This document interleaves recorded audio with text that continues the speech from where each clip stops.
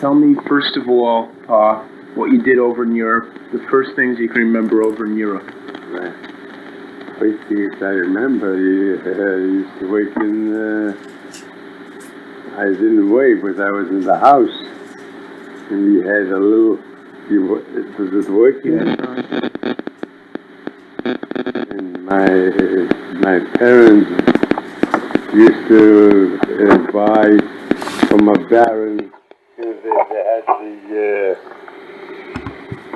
what you call it, they used to buy the milk there. Yeah. And we used to take it down to the city. That was in a village. Yeah. And we used to take it down to the city, and we had a few people in the city, but they had little stores. What was the name of the village? Snovich. Snovich? Yeah. And we used to take the milk down to Zlochuk. Uh-huh. And we had a few, like, distributors, and they used to buy the milk from us, and they used to sell it retail. So your family sold milk at the beginning? Yeah. They used to sell it retail. And then, after a few years, then I went to school, and then I went to school, and when I finished school, only 8th grade.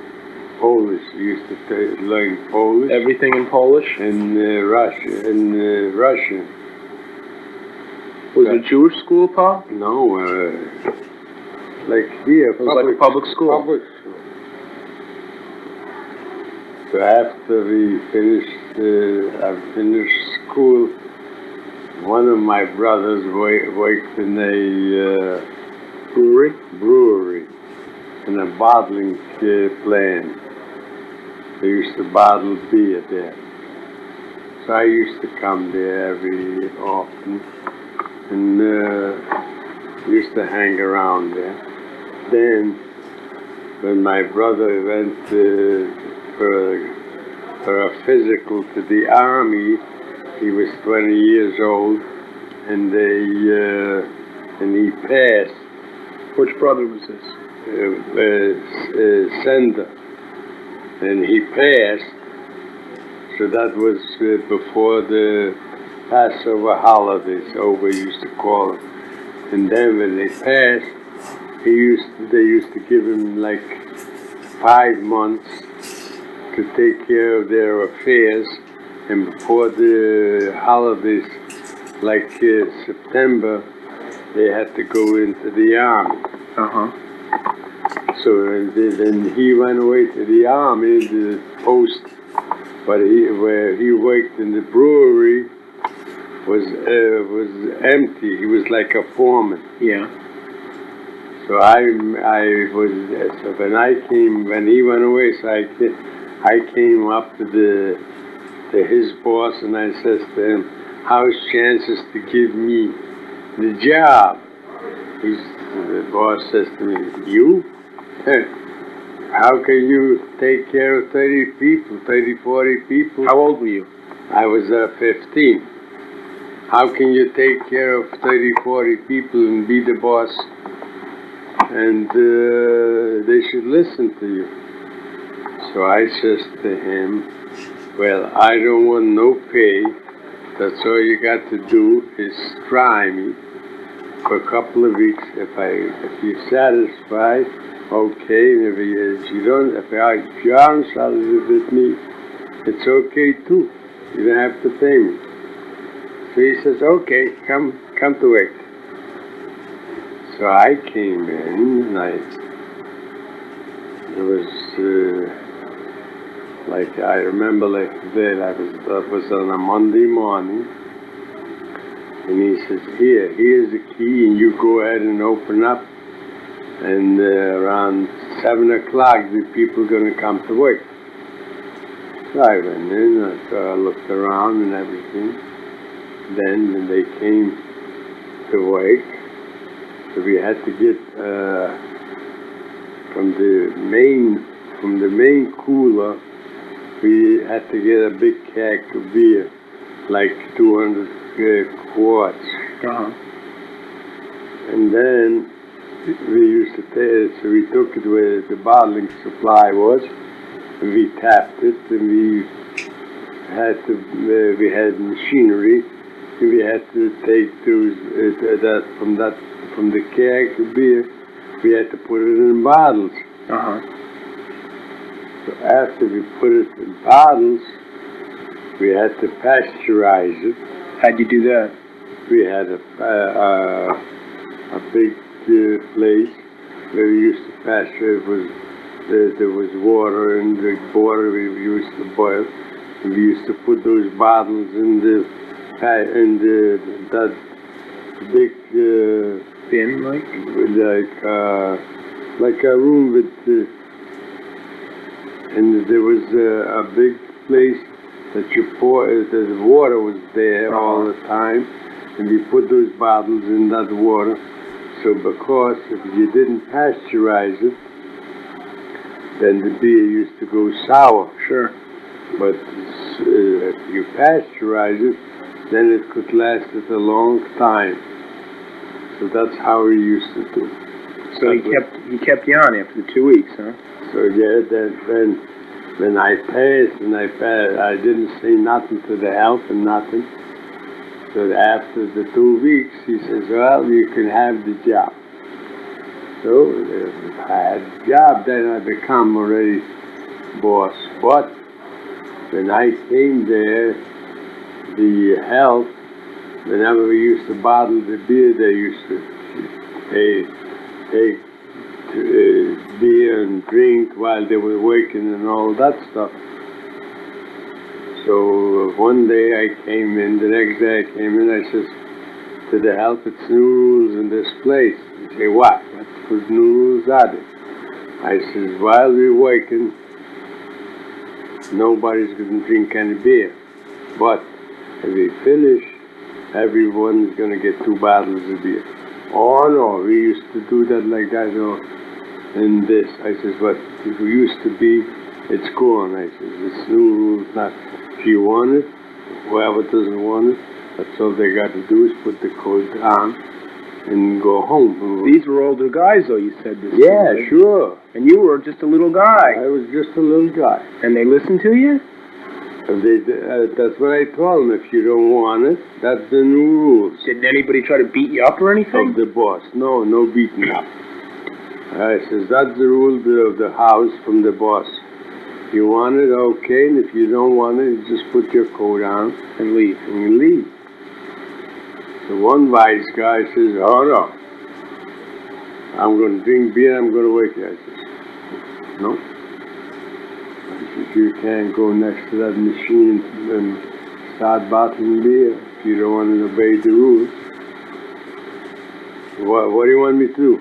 I says, if you don't want to listen, you go home, go in the office, tell the boss that you finished working and this is the case. So he thought that he's a wise guy and he ain't going to do it. But I says I didn't let him go work. So he went to the boss and he says, such is the case. And so the boss called me and he says, well, what are you trying to do here? So I'm not trying to do anything. I said, I just want to see how much that barrel of beer is going to give me bottles. Well, nobody else done it. I says, I don't care what nobody else done it. You gave me the job. I says, if you say it isn't right, then I'm no good. I says, then I quit. So he says to the guy, well, he says, that's the rules you want, all right. If you don't want to go home. So yeah, he supported you. Yeah, sure. So then he needed a job, so he came back. Came back? So we started the work and we finished. And I said, here, boys, you want 1 bottle or you want 2 bottles? You can drink, that's what I promised. So after we finished, I counted up how many bottles I had. I knew before they didn't give out so many bottles of beer. Because they kept on drinking. Yeah. We got finished, and so I went into the office. I said, well, he says everything, I said to the boss, everything went smooth and fine. I didn't tell him that I gave them bottles to drink. He says, by the way, he says, how many bottles did you get out of that keg? So I figured I'll tell him, if I'll tell him all I had, then if anybody come in and I wanted to give them a bottle of beer, I wouldn't have it because they'll know that they got how much they got, and so you got to tell them a little less. And I got to show up for it. So I told them I was about 25 bottles less. Yeah. He says, it can't be. I said, what do you mean it can't be? Well, we never had that. We never had so much. I said, but you didn't have before. I said, you got it now? Oh, he says, now I see why you made new rules. Because instead of giving out the beer to have it sold, they used to drink it up. So I was there a year and a half, and then all of a sudden, I got this. My brother sent me a ticket to come to the United States. Well, who was in America when you took the job in the brewery? Uncle Max and Uncle Alex. What happened to Sender? Uncle Max sent me a ticket. No, who was Sender? Sender was my brother that he went to the army. Yeah, what happened to him, though? He went to the army. Did you ever see him again? Yeah, he went to the army for 4 years. Uh-huh. But he was he didn't care. You got a job. He didn't care for the boss as long as he was good with his buddies, with the help. Okay, Pa, And that was it. Okay, let's take a break here. So now, Max and Alex were in the States. They were in America. Yeah. So I wrote them. I decided that I want to go to America, United States. Uh-huh. So they went and they sent me a ticket, Yeah. Those years, there were peddlers. Yeah. Peddlers. Oh, who sold the tickets? You wanted to buy not only tickets, but anything you wanted to buy, house furniture, linen, and all of that stuff. There was peddlers. You didn't have the money. Years ago, you couldn't go into a store and say, here, I want to buy stuff and pay you so much a week. Yeah. No, but there was peddlers. That was their business. Yeah. So they got a ticket from a over there. They called, I don't know how what should I call them, peddlers? Agents. Agents, yeah. And they got a ticket from me, and they sent me to the ticket. The amount is $55, on the boat to come over. And they paid only in $5. Oh, an installment. Yeah, so they paid in $5. They said to that agent, when my brother will come, he'll start to pay you out. He'll pay you the debt. Well, I kept the ticket over a year, but I decided whether I should go, and then they kept on telling me, what are you going to go? My boss in Europe used to say, why are you going to go to America? Here, we'll give you a raise and just stay here with us. So that's how I kept the ticket so long. Then I decided, no, I am gone. Well, Pa, let me ask you this. What was it like for the Jews where you lived in Europe? Was it hard at all? Well, in my town, there was only about 10 Jewish families. Yeah. We did not know how to. We made a living. Yeah. In my house, we were never short. If you needed $1, we always had it. Yeah. Because if you had that business, and then to the bargain, they used to go out and buy some stuff from the peasants. like eggs. Uh-huh. We used to buy a calf and we used to sell it. Uh-huh. So we did not know how. What about education though? Who taught? What kind of a rabbi do you have there? Who taught you Oh well, the Torah or anything? they used to hire a rabbi for by the like Azman, they say that's 6 months. Yeah. From Passover to Rosh Hashanah. They used to hire a fella because there was more Jewish kids. Yeah. So he had like a school, used to teach him all day long. Uh-huh. But to the school, you know, the regular school that belonged to the government, you had to go in the morning. You understand? Half a day. Right. This was this you had to go. Yeah. Whether you liked it or not. Right. Well, but after the school, they used to teach us Hebrew. Uh-huh. So we had a rabbi. He was there hired for by the year or so, and from Passover to the holidays to Rosh Hashanah, and then he went home to his house after the holidays. He used to come back, you see. Uh-huh. And they each one used to pay him so much. He used to get so much a year, and whoever sent a kid to school, He stay in their house too? pay. Huh? He stay in their houses Yeah. too? Well, tell me this.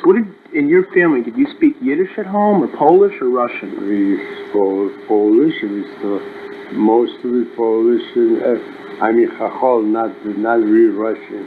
Yeah. Jargon, and Jewish. That's all. Well, what did you mostly speak between the family, though? Did it all change? All Jewish. Oh, all Yiddish in the family? All Yiddish. Okay. So that was the first language you knew? Yeah. So when I came here to this country, What year was that? 1910, And you were how old? I wasn't 17. Okay. When I came here to this country, my brother Max had a butcher shop. In Brooklyn? Yeah. Again. Okay.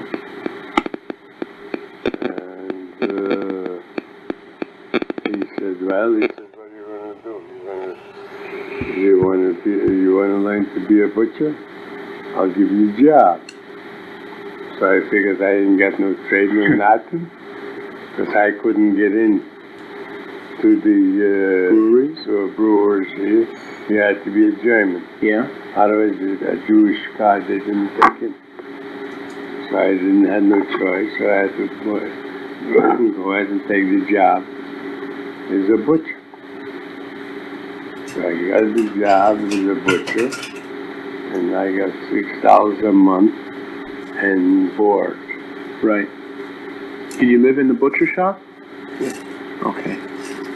So when I worked for 3 months, and I got $18. That was I came in September. That was before the holidays. So naturally, I didn't have nothing. Right. So then I got $18. So I went shopping. Yeah. I bought a suit, pair of shoes, and a hat, and some shirts, and I had $3 left from the $18.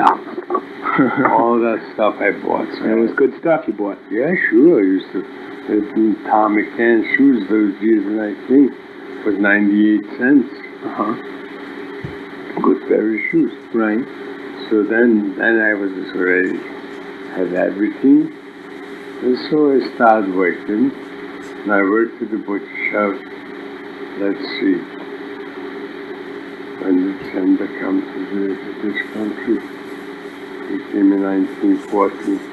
So after my brother Sender got out of the army, so he came to this country. Uh-huh. So when he came here, he also didn't have no job. So Uncle Max and my brother says to him, well, he says, you learned already how to do it. You want to go in somewhere else and get a job and let him work here, learn the trade. So I says, okay. So I gave him, my my brother Sender the job, and I went to look for a job. And I found a job on South Brooklyn,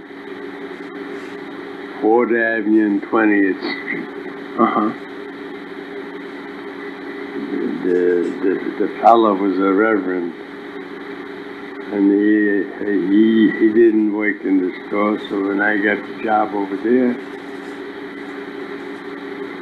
so I had to run the butcher shop myself. So you were the boss then? I was the boss. Okay.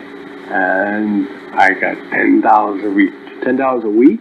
$10. Where'd you live though? And with board. That's a great job. Yeah, that was good already. You could go out and buy a whole store of suits then. Huh?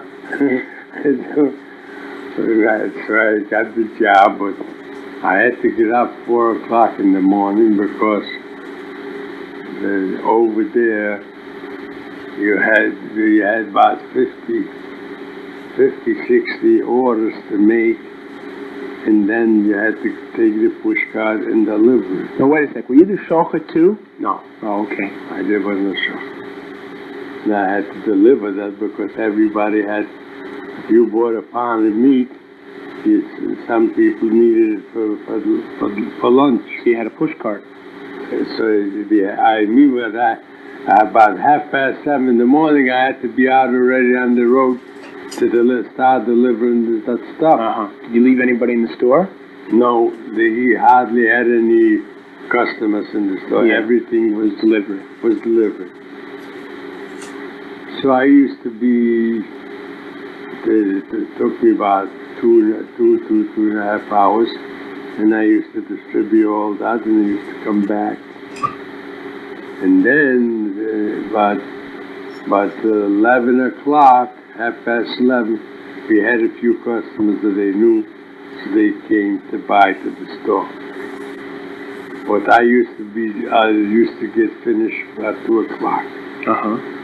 See, after 2 o'clock, I used to have to clean up the butcher shop, and after 2 o'clock was closed, couldn't get nothing. Right. So then I used to come back to my brother and help him out over there because Sender was green. He didn't know what to do, and my brother Max had to go to the slaughterhouse to buy meat. Yeah. Meat for the next day. So I used to help him out over there for a little while, and then when my other brother Sender decided he didn't like to be a butcher. No, he didn't? A butcher, no. So he went and he looked for another job, and he got a job in the hat factory. Yeah. Make men's hats. Yeah. So naturally I had to go back to the butcher shop. To butcher. Quit the job over there, and I went back. Yeah, but you were making a lot more money over there. Yeah, but he gave me already more money. Oh. Otherwise I didn't want to wait.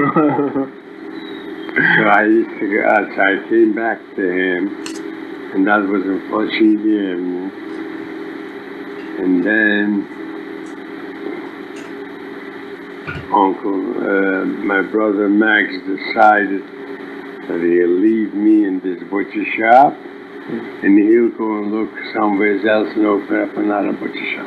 Oh, enterprising young man, that Max. So he found a store on Bedford Avenue, 425, I remember like today, number 425 Bedford Avenue, near South 9th Street.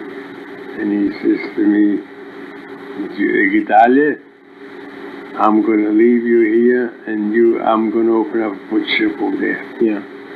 I says, okay. I wasn't afraid to be ready to run the store myself. So I says, go ahead.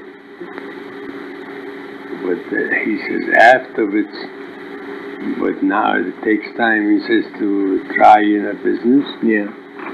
So you stay here and I'll make a living from this store till the other store starts paying for itself. I says, okay. And then he says, I'm going to sell you the stuff. So that's how it was. And, Well, excuse me, Pop. Where's Alex during all this? Alex had the butcher shop in Flushing Avenue. Oh, he had the butcher shop in Flushing Avenue. Right across the street? Right across the street. Yeah. Oh, so there are 3 shops now. No, 2. Well, you had the 2 shops on Flushing Avenue, and then he opened up a new one on Bedford Avenue. Yeah. So he stood there a little while, and then he decided, well, he says, it's picking up. He says, you want to buy the butcher shop? I'll sell it. So I said, okay. So I paid him $200. You had the cash, or you owed at the butcher shop? I had to pay him out. I didn't have the cash. So I paid him out, and I become an owner. An owner. So when I become an owner, and then I says to myself, I'm starting to make a few dollars, money. So naturally, I had to hire somebody to help me because 1 o'clock, you couldn't find me in the butcher shop no more. Mm-hmm. Because I had to go, years ago, there was 3 or 4 slaughterhouses in New York, so I used to go direct to the slaughterhouse and they used to butcher the beef, you understand? Yeah. It was New York Butchers, it was United Dress Beef, it was Wilson and Company. Well, these were all, Wilson was kosher? Yeah. And Schwartzel and Sons. Yeah. They used to butcher beef, no calves, the calves, there was a different slaughterhouse. Oh, okay. What about chickens? Different. Chickens were a different one? Calves, I mean, it was a different, and chickens was different. Okay. So I used to started to go to the slaughterhouse and see if I can buy some beef direct, maybe I'll save some money. Mm-hmm. So there was Uncle Alec, Uncle Max, and there was Ziskin, a friend of ours, and cousin Jaime, and myself. Mm-hmm. 5 butcher shops. Right. So I says to them, they had a meeting, and we decided to use, everyone should go and buy separate. Yeah. Let combine, we'll buy all, volume. Or in value. Naturally, those years, a butcher used to use 8, 10, 12, 4 quarters a week. That was a good butcher shop. Yeah. So naturally, Monday and Wednesday and Friday was the 3 best times to go and buy beef. Yeah. Well, if you bought it on Friday, though, wouldn't you have it sitting over the weekend? We bought it Friday. Saturday morning, we used to bring it in the butcher shop. Oh, you worked Saturday? No, it didn't work. The driver had the key. Oh, okay. So they used to bring the meat, and they used to put it in the cooler. Uh-huh. Hang it up. There was on hooks, and they used to hang it up. So we decided we're going to buy all together. Uh-huh. It's like what they used to call a speculator. Right. You know what a speculator is? Sure. A speculator used to come in the slaughterhouse and buy the 30, 40, 50 pieces of meat, and then he got it in the morning to his place, And each butcher used to come to him when they need one. So he was like a distributor. No, he used to buy. He was like a wholesale. He was a middleman. Yeah. So if I needed a piece of meat, I went to him. Yeah. And I bought. So now instead you're going straight to the factory, straight to the slaughterhouse. So we combined those 5 butchers together. So we wanted to buy for the same price as the speculator, because we bought nearly as much as him. So sometimes you can use we could save 2-3 cents on a pound. That's a lot of money Back then. You got three pieces of meat, like on a Monday, or 4, and those 3 or 4 pieces of meat were about 1,600 pounds. Okay. Wait a second, Paul, 'cause this side's going to be over. What do you want, Carol? I want to, Had he taken us out of Egypt and not reaped judgments upon them? It was places. Had he reaped judgments upon them and not upon their gods? Had he reaped judgments upon their gods and not killed their firstborn? Had he killed their firstborn and not given us their riches? Like you were speculators. You wanted to buy the same price that the speculators bought. Well, so we made money sometimes in buying the stuff before we sold it to the customers. You understand? Yeah. If I could save 2 cents on a pound, that was a lot of money. Right. Sometimes maybe 3. Yeah. Okay. But, so I used to come in the slaughterhouse. I used to mark up. I had a salesman already. Yeah. He worked for me. I mean, the salesman from New York Butchers. Right. He knew that I'm a big customer. So the cattle used to come down from the slaughterhouse. They used to come into the cooler. They had to chill out. Right. It's cold there.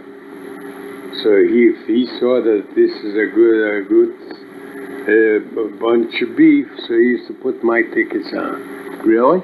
My tickets, 149 Division, 425 Bedford Avenue, Ziskins, and 101 Carey Street. What about Flushing Avenue? And 434 Flushing. Yeah. So he put those tickets on. Yeah.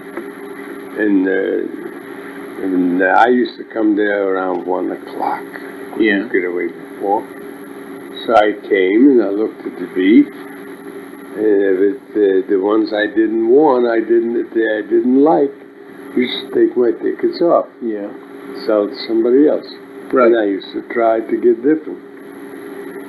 So when I used to come into the slaughterhouse, I asked him how much was the price. And sometimes it was too early and he couldn't decide for sure what the price is going to be. Because the head man,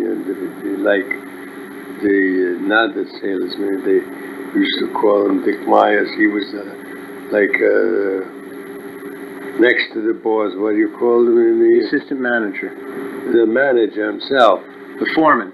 No, he wasn't the foreman. Oh, he was the supervisor, the manager? Yeah, the manager. The boss had to tell him what the price is going to be. Right. And if he saw sometimes the price is too high, or it isn't too high, so he used to have a conference with the boss.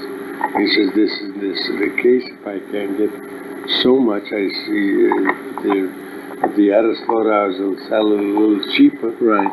Then I can't sell it. Well, he says, you use your judgment. Uh-huh. And I used to leave my tickets hanging on the beef, and I used to take the subway and shoot down to East Avenue.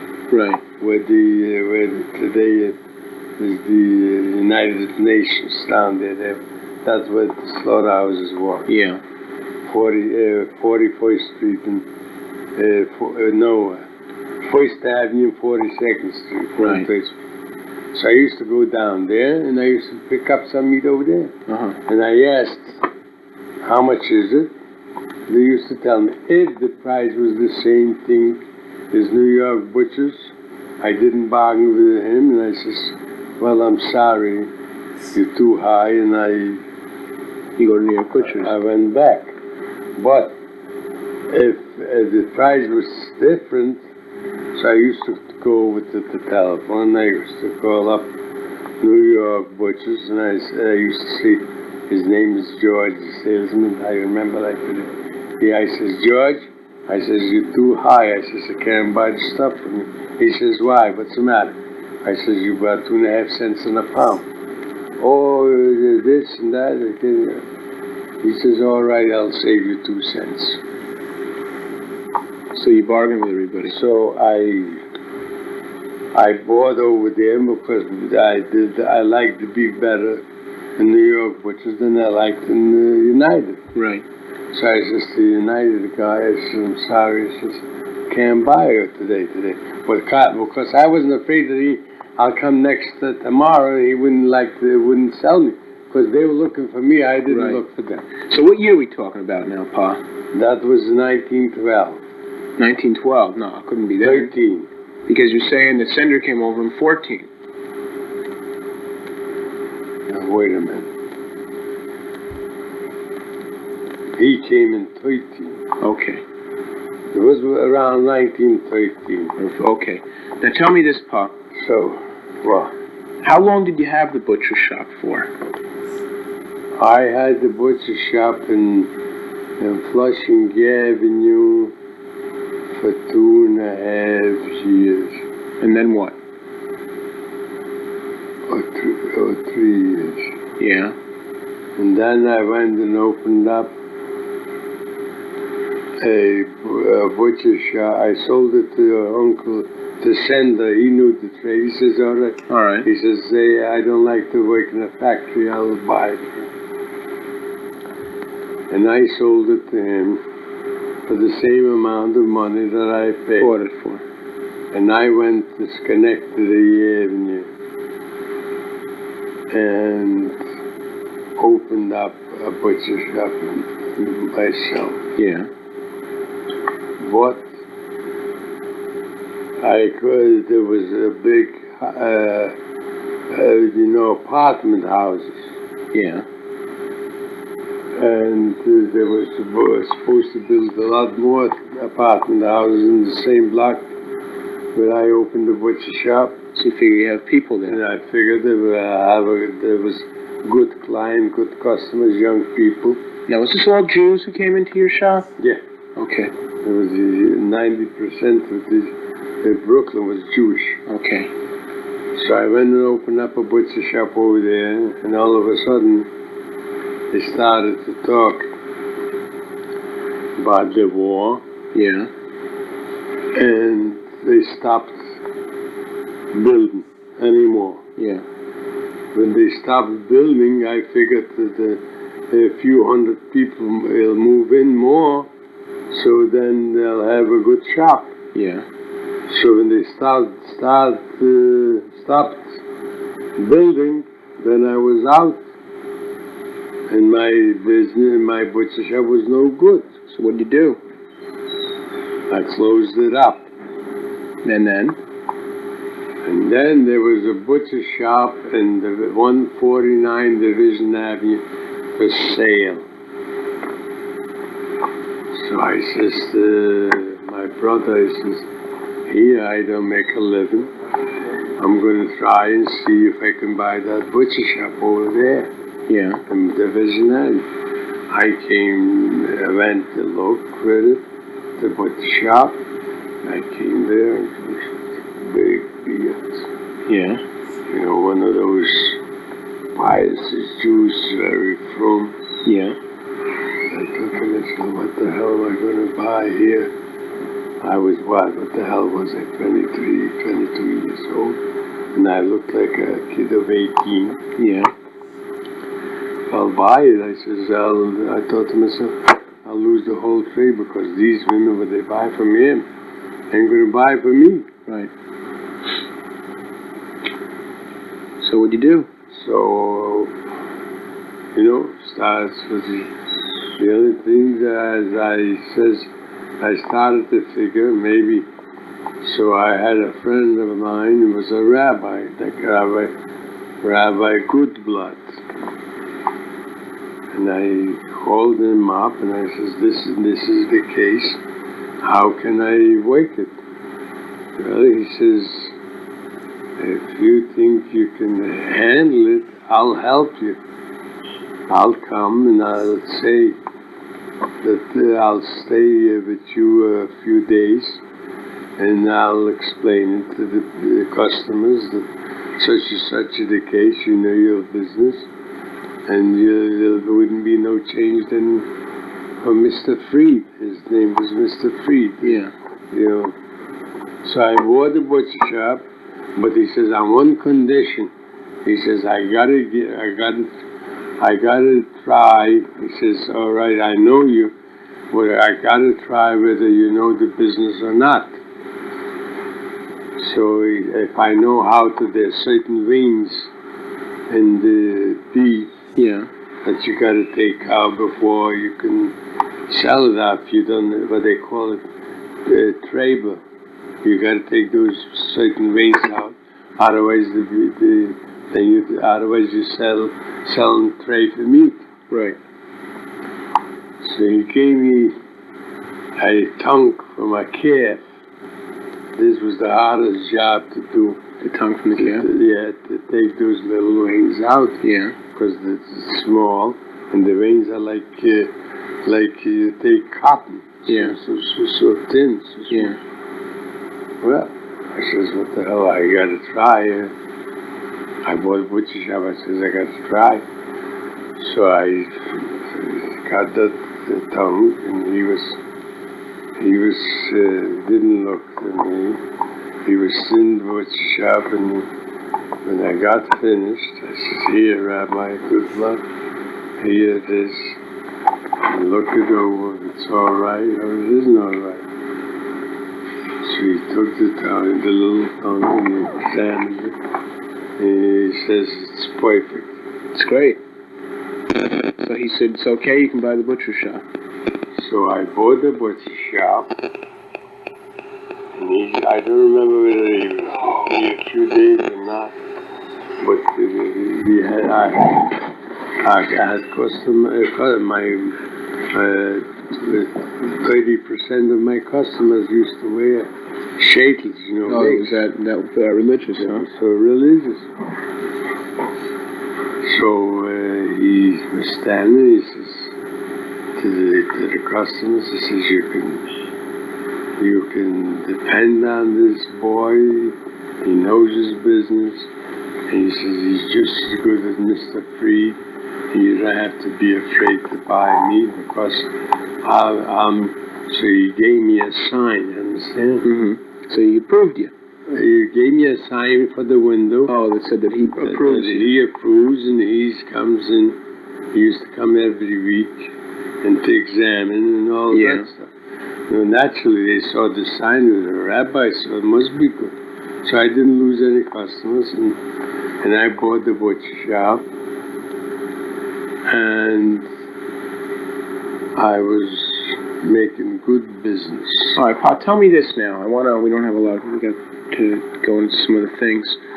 What about Ma now? When did you meet Grandma? So listen to that. Okay. So once, she was a mishpacha, Ma. Yeah. You knew her family over in Europe, right? I knew her father. In Europe. But I didn't know her. Okay.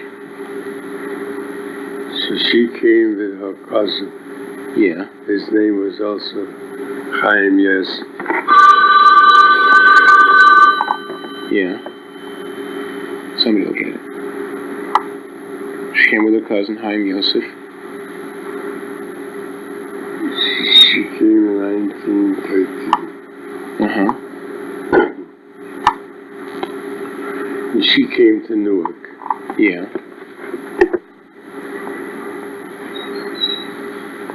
For you? I don't know. No, it's not for me. She came to Newark, to her cousin. She came with her cousin to Newark. Mom's not home. No, her cousin. I don't know. Her cousin moved in Hester Street. Yeah. But she moved to Newark, also to her cousin. Right. He was in the hat business. Yeah. I mean, he worked in the hat factory. Right. And she got a job over there. Mm-hmm. But one time she came to Brooklyn, and she came to my brother Max. That's how I met her. But she had boys in Newark, also her cousin Willie. Then she came to Brooklyn, so he says, "What are you going over there? Why can't you stay here?" Yeah. She didn't care for him. Yeah. So then afterwards, when I met her, I used to go out every time with an excuse that I had to buy something new. And so on. So I used to go and meet her there. Uh-huh. So you used to go into Newark a lot to see her. Yeah. So how old was she when you first started seeing her? She was about 18 years old, right? Uh-huh. So then... Now, did you go out with any of the girls before you went out with Grandma? Huh? Did you have any girlfriend or anything before you met Ma? No. Never? No. So naturally, there was a decision. She had so many guys over there. One was a pharmacist, and one had a saloon. And I had to buck all those guys. Yeah? And somehow, and I had a cousin there, she says to her, what are you looking for? He is a nice young boy. He's got a business. Why don't you go ahead with him? So they used to sell her, what, you're going to have a lot of chicken lice. Those years. Was it bad? Yeah? Those years, the chickens had an awful lot of lice. So they used to say she was going to get chicken lice. She couldn't chicken lice. Well, somehow she decided, well, chicken lice or no chicken lice. So we kept company with her for about a year and a half. After you met, and then after a year and a half, you got married. Yeah. So that was already 19... we got married. So before we got married, yes, she used to help me out in the butcher shop. Oh, yeah? Yeah. Oh, she must have really liked you. When I bought the butcher shop in Division Avenue, under a holiday, it was a lot of work, so she used to help me out. So then we decided we were going to get married. So we got married in 1918 on Tishabel. Oh, you got married on Tishabel? On Tishabel, that's the time. But those years, you can see, today they say if it's 3 weeks after, 33 days after Shvira, from Pesach to Shavuos, you're allowed to get married. Right. Those years, you couldn't do it. You had to wait the 49 days, and that's it. Mm-hmm. But on Tishabel, on Leg Boma, it was allowed to have Leg Boma and Rosh Chodesh was allowed to marry. Yeah. So we got married on Leg Boma. That was the 30th of April that came out. And it was on a Tuesday. Now this year... It was on the 30th of April you got married? Yeah. Wow. And this year... It's the first day that after 61 years, label... Yeah. It came out the same day. Yeah. The Leg Boma came out on a 30th. Oh, on a Tuesday. So then we got married. So I had the butcher shop. Let's see. I had the butcher shop 1990, 10 years. Yeah. Division Avenue. Then all of a sudden, my brother Max decided that the doctors told him that he's got to get out Of the city. from the city, he's got to go to the country. So we, on the 9 days,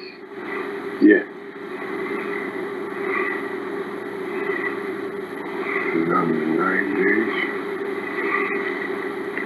What's the difference? So we went out for a weekend Yeah. to Catskill, to Mr. Tischler. Mm-hmm.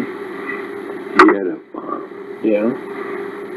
And all of a sudden we found out that Mr. Bloom wants to sell a coal yacht in Catskill. Yeah. Now, before this, Ma was always going up to Catskill in the summer, wasn't she? No, not over yet? there. That was in Sullivan County, Oh, okay. not in Greene County. She never went to Greene But she went up every summer to Sullivan County. Every summer she went for a whole summer And she took the kids. to Sullivan County. And she was there all summer with the kids. All right, now, did you have a car back then that you used to drive up? No, used to go by train. Okay. So then, you bought, Mr. Bloom was going to sell his coal yacht. Yeah. So after the started to dicker and this and that, so we didn't have much money, but he had a house in Troy Avenue, and I had a house in South 9th Street. He didn't have much cash, and we decided that the arrangements can be made that we should pull in those two houses for capital, and we buy in that time, it was the highest market. It was 1929. It's 1929. It was like today. Right before the crash. Flat. I mean, A lot of money. everything was skyrocket high. Skyrocket high. So we decided we were going to buy the coal yacht, and we paid $41,000. What? You paid $41,000 for the coal yard? Back then? Jesus Christ, Pa. Paid $41,000 the coal yacht, so we gave in both houses, and I don't remember how much cash it was. And so after we bought it, and we said we're going to, that was, I don't know, it was, whether it was in May or before May, I can't remember just exactly.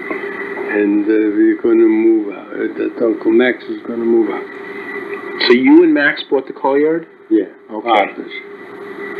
When it came to moving, he says he isn't moving. Wait, he didn't say that, did he? His wife said that. I don't remember who it was. Both. Yeah. He decided that he had a good butcher shop. He had a good butcher. He used to make money in the East Bay Park. But he was sick.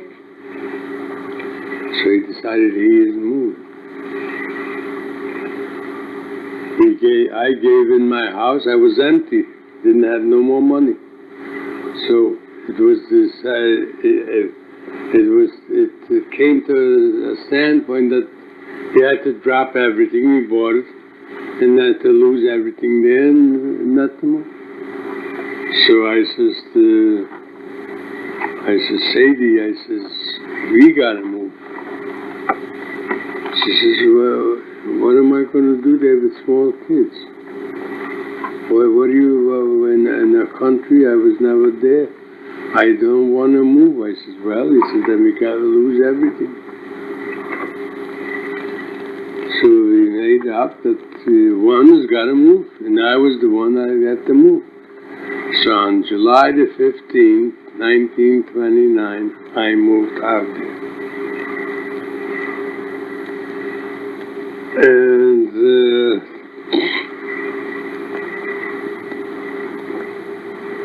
so my grandpa, my father went to Tischler's with my mother to stay there in the summertime. That was also, Yeah. it was in July, also in July. Well, where did you stay? We took an apartment in Catskill. the village. We took over the business. Now, were there any Jews in Catskill when you got there? Yeah, there was about 50 families. Oh, was that many? So, my father, I was there for about,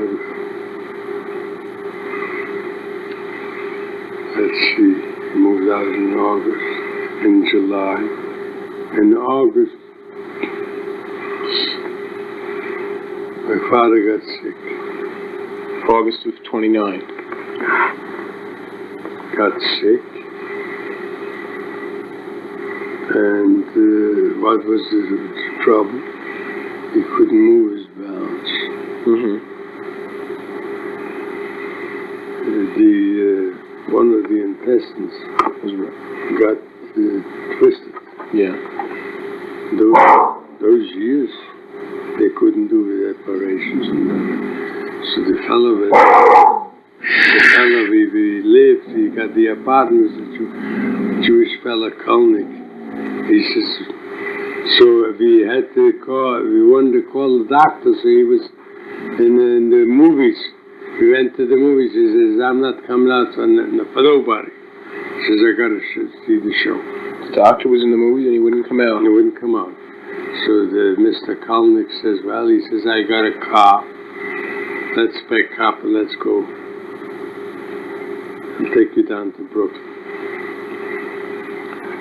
So he took us down to Brooklyn, and right away they called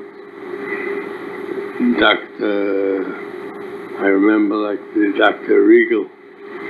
He was a stomach specialist, and Dr. Feld. We called him. He says, he examined him. He says, I can't do anything. The only thing he says, you gotta keep on making enemas with olive oil. Maybe they'll loosen up. Today, anything happened like that, they take him to the hospital. They operate it. Right. It's okay. And we started to make enemas. In 2 days, he was gone. So he died in August. And then, so I said, what am I going to stay here? I know the whole family went back. So we went back to Catskill. Yeah. And that's how it was. And he was in Catskill, we struggled. After we bought the business, there was a Jewish guy by the name of Cooper. He had the $8,000 second mortgage. What we didn't know, that was like a note. We were there a few months. When I moved out, they gave me 6 months. Yeah. Otherwise, I'll have to close up. And all of a sudden, Mr. Cooper decided it was like a 3-month note. Every 3 months, you had to renew the note. Like a collateral mortgage. Understand? Yeah. On a note. Yeah. A note you can call in any time. Right. Yeah. So they called the note in on him. So he decided, he thought, he'll call in the note, and I haven't got the money to pay, so I'll have to drop the business. And that Mr. Bloom, what I bought from him, he was walking around for a few months. He decided he can't tackle nothing, so he was sorry that he sold the business. And if I wouldn't be able to pay the note to Cooper was a very good friend to Bloom. They made up, decide if I can't pay it, well, then I can drop. Right. So what'd you do? So what did I do? I had to go between the family, and I had to raise the $8,000. Did you get it? Yeah. So Max helped you and Alex helped you, or And what? Max didn't have no money because we soaked it in. Oh, And Alex. my cousins and so on. Right. We scraped together $8,000. So you had a good business though during the Depression, and I right? paid it. So you had the business. Yeah, I made a living. Those years, I draw $60 a week. That's like $200 today, maybe more. Yeah, sure, more, much more. See, but I made a living there. Well, that's So good. after the 6 months, well, they decided that they see I didn't give it up, so they thought I'll stay already. Yeah. So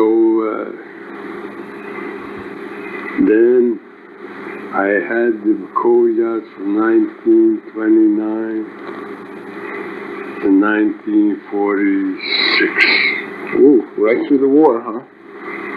Yeah. So, okay, so now, did any of the boys ever work in the coal yard with you? No, nobody. Nobody ever worked They there? went to school. They went to school. The army. Right, okay. Now, So in 1946, I decided. Oh yeah, no, wait a minute. It wasn't so. In 1939, I went to my mother. So I used to go every Passover to my mother in Brooklyn. who was she living with? She was my sister. Okay. What was your sister's name? Hannah. Okay, Tante Hannah. So I went to for Passover to my mother. I used to bring meat, chickens, potatoes, fish, everything. I used to bring, and the whole family used to come and eat what I used to bring. Like one time, my sister-in-law Mary, they were laughing. So she brought a bottle of borscht. She brought once a bottle of borscht. That's all she brought? That's all she brought. So everybody else didn't have much money, huh? They had what they did was they didn't want to spend it. Cheap? They didn't want to spend it. The Gedalia will bring everything because they used to fish. I used to buy a carp, 20 pounds, 25 pounds for $1. Yeah. So I used to bring it. I used to buy. I had a customer farm. I had chickens, so we used to bring about half a dozen chickens, 5-6 pounds. Pa, tell me this. How'd you get along with your brothers, do you think? Well, we never fought. Okay. Never did. So You used to bring the food to Passover? yeah. So I went for Passover, and all of a sudden I was in shul. A telegram comes. Fire. Where? From Catskill, fire. At the coal yard?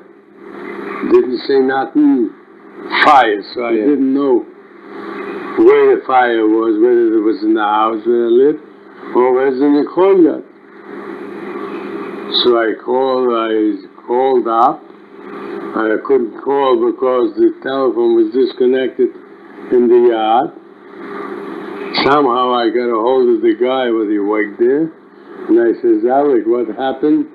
He says, the courtyard burned down. So what happened? Pa, quickly, because we're running out of time here. So what happened? So did you build the coal yard back up? So I built the courtyard.